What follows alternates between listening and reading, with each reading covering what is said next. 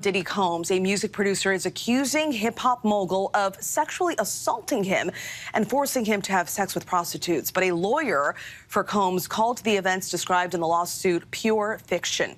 This is now one of several sexual assault lawsuits filed against Combs in recent months, including a lawsuit from the R&B singer Cassie that was settled last year. To break this all down for us, I want to bring in trial attorney and ABC News contributor Brian Buckmeyer. So nice to see you. Always great to be here with you.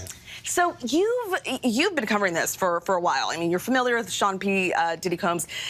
Not only does this lawsuit mention Diddy, it also includes other A-list celebrities. What stands out here to you? So if you see me looking down, I'm looking down at the 73-page complaint that was filed yesterday. In terms of allegations of celebrities, we're talking about Cuba Gooding Jr. being shown through still photos of what the complainant says they have videos of groping him. There are allegations of P. Diddy touching the genitalia and anus of the complainant. And also, if you look to the complaint here, there's a few Easter eggs here where it says the rapper, redacted, on Mr. Combs' yacht consorting with underage girls and sex workers. And you look down to the redaction, it says, well, the person is a Philly rapper who dated Nicki Minaj. I think that may be Meek Mills. And also says an R&B singer redacted in Mr. Combs' Los Angeles home, consorting with underage girls and sex worker. When you go down to the redaction, it says he's a Grammy Award-winning R&B singer who had trouble with law enforcement after assaulting a Bayesian billionaire. I don't know, who's a billionaire from Barbados that we know that dated someone? That sounds like Chris Brown. So there's a lot of big names here, both as Easter eggs and also just on the front pages of these allegations. Wow, just huge. Now, the lawsuit also claims the misconduct happened during the creation of Diddy's latest album, the Love album, and is seeking, as we've mentioned, $30 million.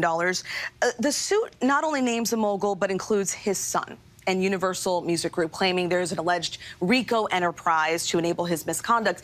Explain why the lawsuit goes beyond Diddy and what's kind of at stake here. This, along with Cassie's lawsuit that you talked about earlier that was settled, reads a lot like what we saw in the R. Kelly case in the EDNY, where they're talking about this being a criminal enterprise that's all feeding towards this one individual's depravity of wanting drugs and sex and rock and roll and everything in between, that everyone seemed to know and go out and facilitate what Sean Diddy Combs wanted. Even in part of these allegations or these complaints, they call his chief of staff the Ghislaine Maxwell to P. Diddy's Jeffrey Epstein, saying that this was a total sexual enterprise to feed into his desires. And we want to note that Diddy has denied all claims against him, but this can't possibly help his brand. Like, where do you see this going, and where do you see this lawsuit going?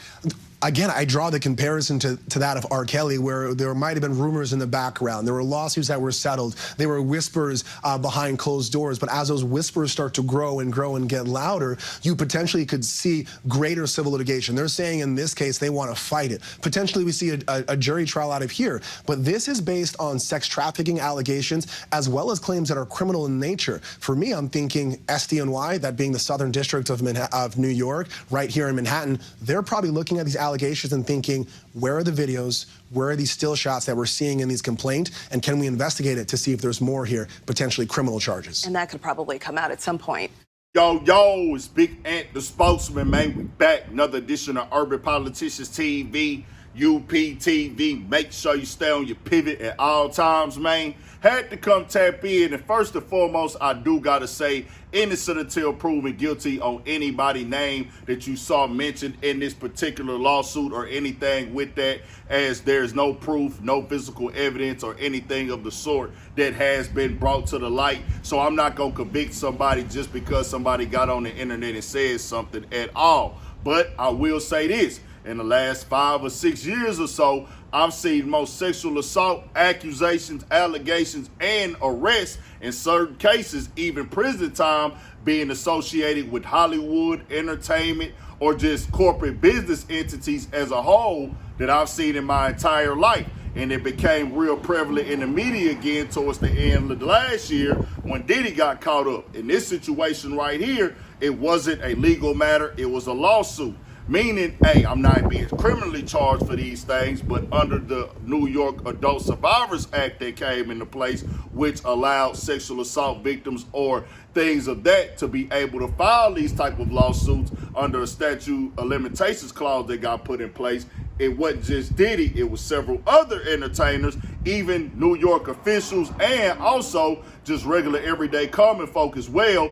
But of course, the entertainers are gonna make the headlines. Well, with Diddy, a little bit after that, another situation came about because an underage woman that she claimed she was at the time, she's an adult now, that something happened with them in Detroit. We never saw any physical evidence on that either. But now this new situation with Lil Rod that took the headlines in the news, it most definitely got everybody talking. And I'm gonna have a link in the description where you can watch that in full to get the entire context. And I'm gonna also get into a little bit of the NBC write-up, as I gotta keep it all the way 1,000 as a nigga, bro.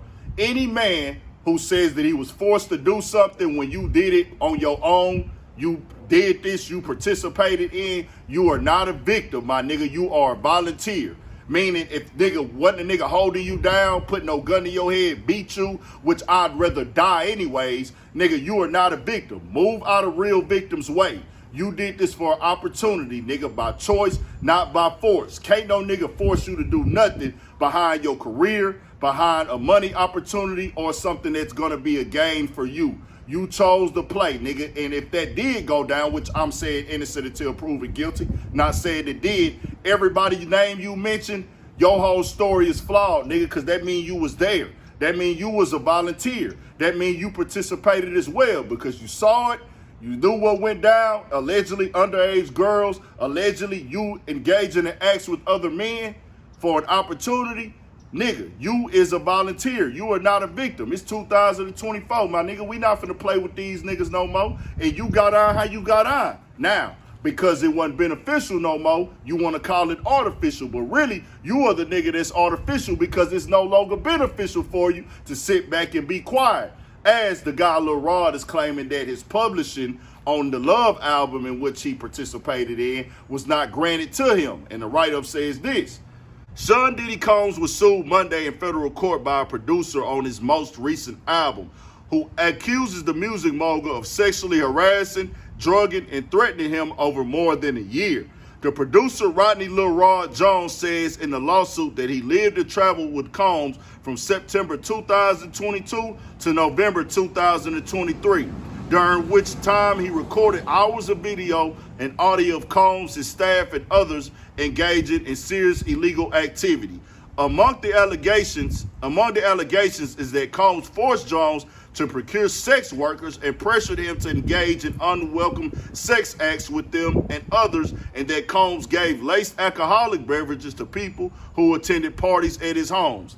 The suit, filed in U.S. District Court for the Southern District of New York, also names Combs' adult son, Justin, his chief of staff, Christina Karam, Universal Music Group CEO, Sir Lucius Grain, and former Motown Records CEO Ethiopia Habtemariam as defendants. Jones says in the lawsuit that Grain's I'm messing that name up. Motown Records, Love Records, and Universal Music Group effectively worked together with Combs in a RICO enterprise that failed to adequately monitor, warn, or supervise the actions of Combs, his son, and his chief of staff.